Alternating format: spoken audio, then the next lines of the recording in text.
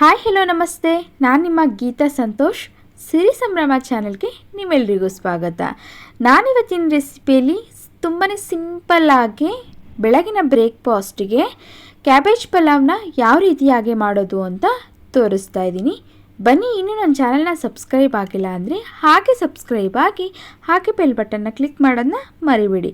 ಮೊದಲನೇದಾಗಿ ನಾನಿಲ್ಲಿ ಒಂದು ಮಿಕ್ಸಿಂಗ್ ಬೌಲ್ನ ತೊಗೊಂಡು ನಾನಿಲ್ಲಿ 1 ಗ್ಲಾಸ್ ಅಳತೆಯಲ್ಲಿ ನಾನಿಲ್ಲಿ ಅಕ್ಕಿನ ತೊಗೋತಾ ಇದ್ದೀನಿ. ನೋಡಿ, 1 ಗ್ಲಾಸ್ ಆಗುವಷ್ಟು ಅಕ್ಕಿನ ತೊಗೊಂಡು ಇದಿಷ್ಟು ನಾವು ನೀಟಾಗಿ ನೀರು ಹಾಕಿ ತೊಳೆದು ನೆನೆಸಿ ಇಡೋಣ. ನಾವು ಬ್ರೇಕ್ಫಾಸ್ಟ್ನ ಮಾಡೋದಕ್ಕೆ ಮುಂಚೆ 1 ಅವರ್ ಮುಂಚೆ ಅಥವಾ ಹಾಫ್ ಆನ್ ಅವರ್ ಮುಂಚೆ ನೆನೆಸಿಟ್ರೆ ಹುಡಿಯಾಗಿ ಬರುತ್ತೆ, ಅನ್ನ ತುಂಬಾ ಚೆನ್ನಾಗೇ ಆಗುತ್ತೆ ಅಂತ ಹೇಳ್ಬಿಟ್ಟು ನಾನಿಲ್ಲಿ ತೊಳೆದು ರೆಡಿ ಮಾಡಿ ಇಟ್ಕೊಂಡಿದ್ದೀನಿ. ನೆಕ್ಸ್ಟು ಒಂದು ಕುಕ್ಕರ್ಗೆ ಒಂದು 2-3 ಸ್ಪೂನ್ ಆಗುವಷ್ಟು ಆಯಿಲು ಹಾಗೆ 1 ಸ್ಪೂನ್ ಆಗುವಷ್ಟು ತುಪ್ಪನ ಸೇರಿಸ್ತಾ ಇದ್ದೀನಿ. ಹಾಗೆ ಸ್ವಲ್ಪ ಪಲಾವ್ ಐಟಮ್ನು ಸ್ವಲ್ಪ ಹಾಕೋತಾ ಇದ್ದೀನಿ. ಪಲಾವ್ ಎಲೆ, ಮಗ್ಗು, ಚಕ್ಕೆ ಹಾಗೆ ಹೋಮ್ಕಾಳು ಅದಿಷ್ಟನ್ನು ಸಹ ಹಾಕೊತಾ ಇದ್ದೀನಿ. ನೆಕ್ಸ್ಟು ನಾನಿಲ್ಲಿ ಫ್ಲೇವರಿಗೋಸ್ಕರ ಒಂದು 5 ಪೀಸ್ ಆಗುವಷ್ಟು ಬೆಳ್ಳುಳ್ಳಿನ ಸಿಪ್ಪೆ ತೆಗೆದು ಸೇರಿಸ್ಕೊತಾ ಇದ್ದೀನಿ. ಹಾಗೆ ಒಂದು 5-6 ಪೀಸಸ್ ಆಗುವಷ್ಟು ಗೋಡಂಬಿನೂ ಸಹ ಎಣ್ಣೆಗೆ ಸೇರಿಸ್ಕೊತಾ ಇದ್ದೀನಿ. ಹಾಗೆ ಒಂದು 2 ಹಸಿಮೆಣಸಿನ್ಕಾಯಿ ಟೇಸ್ಟಿಗೆ ಇದಿಷ್ಟನ್ನು ಸಹ ನಾವು ಎಣ್ಣೆಲೆ ಹಾಕಿ ಸ್ವಲ್ಪ ಗೋಲ್ಡನ್ ಬ್ರೌನ್ ಬರೋವರೆಗೂ ಚೆನ್ನಾಗಿ ಫ್ರೈ ಮಾಡ್ಕೊಳ್ಳೋಣ. ನೆಕ್ಸ್ಟು 1 ಗೆಡ್ಡೆ ಮೀಡಿಯಮ್ ಸೈಜ್ದು 1 ಗೆಡ್ಡೆ ಆಗುವಷ್ಟು ಈರುಳ್ಳಿನ ಸಣ್ಣದಾಗೆ ಕಟ್ ಮಾಡಿ ಎಣ್ಣೆ ಜೊತೆಗೆ ಸೇರಿಸ್ಕೊತಾ ಇದ್ದೀನಿ. ಈರುಳ್ಳಿನೂ ಅಷ್ಟೇ ಹಸಿ ಸ್ಮೆಲ್ ಹೋಗೋವರೆಗೂ ಚೆನ್ನಾಗಿ ಇದಿಷ್ಟನ್ನು ಸಹ ಫ್ರೈ ಮಾಡ್ಕೊಳ್ಳೋಣ. ನೋಡಿ, ಗೋಡಂಬಿ ಸ್ವಲ್ಪ ಫ್ಲೇವರ್ ಬರಬೇಕು ಅಂತಂದರೆ ಗೋಲ್ಡನ್ ಬ್ರೌನ್ ಬರಬೇಕು, ಅಲ್ಲಿವರೆಗೂ ಸ್ವಲ್ಪ ನಾವು ಎಣ್ಣೆಯಲ್ಲಿ ಚೆನ್ನಾಗಿ ಫ್ರೈ ಮಾಡಿಕೊಂಡು ಈರುಳ್ಳಿ ಹಾಕ್ಕೊಂಡು ಚೆನ್ನಾಗಿ ಫ್ರೈ ಮಾಡ್ಕೊಳ್ಳೋಣ. ನೆಕ್ಸ್ಟು ನಾನಿಲ್ಲಿ ಒಂದು 3 ಮೀಡಿಯಮ್ ಸೈಜ್ದು ಟೊಮೊಟೊನ ಚಿಕ್ಕದಾಗೆ ಕಟ್ ಮಾಡಿ ಎಣ್ಣೆಗೆ ಸೇರಿಸ್ತಾ ಇದ್ದೀನಿ. ಇದಿಷ್ಟನ್ನು ಸಹ ಚೆನ್ನಾಗಿ ಬೇಯಿಸ್ಕೊಳ್ಳೋಣ. ಹಾಗೆ ನಾವು ಟೊಮೊಟೊ ಹಾಕಿದ್ಮೇಲೆ ಯಾವುದೇ ಕಾರಣಕ್ಕೂ ಉಪ್ಪು ಹಾಕೋದನ್ನ ಮರಿಬೇಡಿ. ಬೇಗ ಬೇಯುತ್ತೆ ಉಪ್ಪು ಹಾಕೋದ್ರಿಂದ, ಟೊಮೊಟೊ ಚೆನ್ನಾಗಿ ಬೆಂದು ರಸ ಬಿಟ್ಕೊಳ್ಳುತ್ತೆ.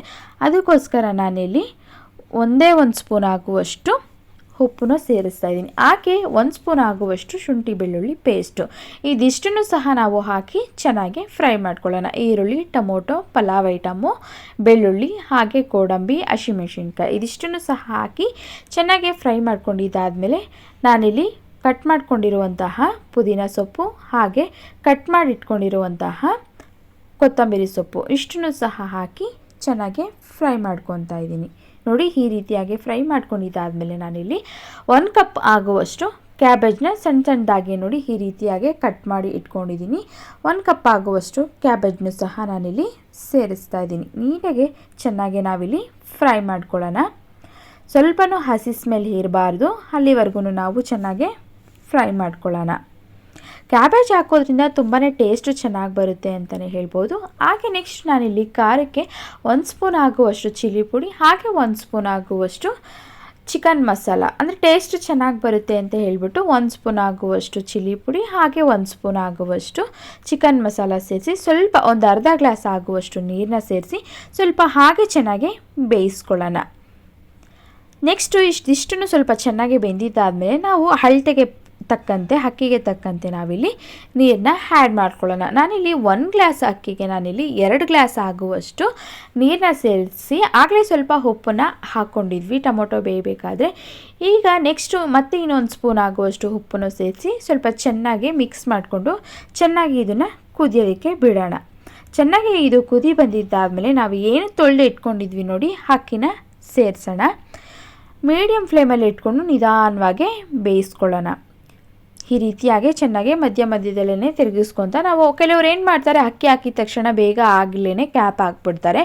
ಕುಕ್ಕರ್ ಕ್ಯಾಪ್ನ ಆ ಥರ ಮಾಡೋದಕ್ಕೆ ಹೋಗಬೇಡಿ. ಚೆನ್ನಾಗಿ ಕುದಿ ಬಂದಾದಮೇಲೆ ಒಂದು ಅರ್ಧ ಹೋಳಾಗುವಷ್ಟು ನಿಂಬೆ ರಸನ ಸೇರಿಸ್ತಾ ಇದ್ದೀನಿ. ಇದು ಚೆನ್ನಾಗಿ ಬೆಂದು ನೋಡಿ 3/4 ಭಾಗ ಆಗುವಷ್ಟು ಈ ರೀತಿಯಾಗಿ ಚೆನ್ನಾಗಿ ಬೆಂದಿದ್ದಾದಮೇಲೆ ನಾವು ಲೋ ಫ್ಲೇಮಲ್ಲಿ ಇಟ್ಕೊಂಡೇ ಚೆನ್ನಾಗಿ ಬೇಯಿಸ್ಕೋಬೇಕು.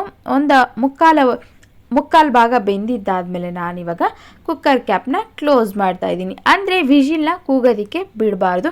ನಾವು ಹಾಗೆಯೇ ಕುಕ್ಕರ್ ಕ್ಯಾಪ್ನ ಕ್ಲೋಸ್ ಮಾಡಿ ಮೀಡಿಯಮ್ ಫ್ಲೇಮಲ್ಲಿ ಇಟ್ಕೊಂಡು ನಾವಿವಾಗ ಹಾಗೆ ದಮ್ ಕಟ್ಟೋ ರೀತಿಯಾಗಿ ಬೇಯಿಸ್ಕೊಬೇಕು. ನೋಡಿ, ನಾನಿವಾಗ ಕುಕ್ಕರ್ ಕ್ಯಾಪ್ನ ಓಪನ್ ಮಾಡಿ ತೋರಿಸ್ತಾ ಇದ್ದೀನಿ ನೋಡಿ ಸೂಪರಾಗಿ ಕ್ಯಾಬೇಜ್ ಪಲಾವು ಸೂಪರಾಗಿ ಉದ್ದುದ್ರಾಗೆ ರೆಡಿ ಆಗಿದೆ. ತುಂಬಾ ಟೇಸ್ಟಿ ಆಗಿದೆ ಅಂತಲೇ ಹೇಳ್ಬೋದು. ನಾವು ಈ ರೀತಿಯಾಗಿ ಕುಕ್ಕರ್ ವಿಷಿಲ್ನ ತೆಗಿದ್ದೀರಾ ಈ ರೀತಿಯಾಗಿ ಮಾಡ್ಕೊಂಡು ನೋಡಿ ಮಸಾಲೆ ಎಲ್ಲನೂ ನೀಟಾಗಿ ಅನ್ನಕ್ಕೆ ಹೊಂದಾಣಿಕೆ ಆಗಿದೆ.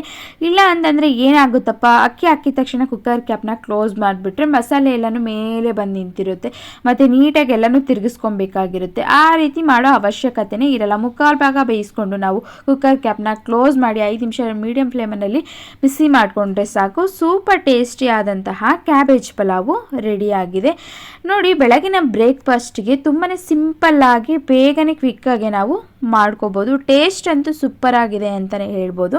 ಕೆಲವರು ಹಸಿಮೆಣಸಿನ್ಕಾಯಿನ ಪೇಸ್ಟ್ ಮಾಡಿ ಹಾಕೊತಾರೆ. ನಾನು ಯಾವುದೇ ಕಾರಣಕ್ಕೂ ಹಾಕ್ಕೊಂಡಿಲ್ಲ. ಚಿಲ್ಲಿ ಪುಡಿನ ಸೇರಿಸ್ಕೊಳ್ಳಿ, ಸೂಪರ್ ಟೇಸ್ಟಿಯಾಗಿ ಬಂದಿದೆ. ಬೇಕಂದರೆ ಆಪ್ಷನಲ್ಲೂ ನೀವು ಇಲ್ಲಿ ಗರಂ ಮಸಾಲನೂ ಸ್ವಲ್ಪ ಹಾಕೋಬೋದು. ಸೂಪರಾಗಿ ಟೇಸ್ಟಿಯಾದಂತಹ ಕ್ಯಾಬೇಜ್ ಪಲಾವು ರೆಡಿಯಾಗಿದೆ. ಈ ವಿಡಿಯೋ ನಿಮ್ಮೆಲ್ರಿಗೂ ಇಷ್ಟ ಆಗಿದೆ ಅಂತ ತಿಳ್ಕೊತೀನಿ. ನೆಕ್ಸ್ಟ್ ವಿಡಿಯೋಗಳಿಗಾಗಿ ನೋಡ್ತಾ ಇರಿ.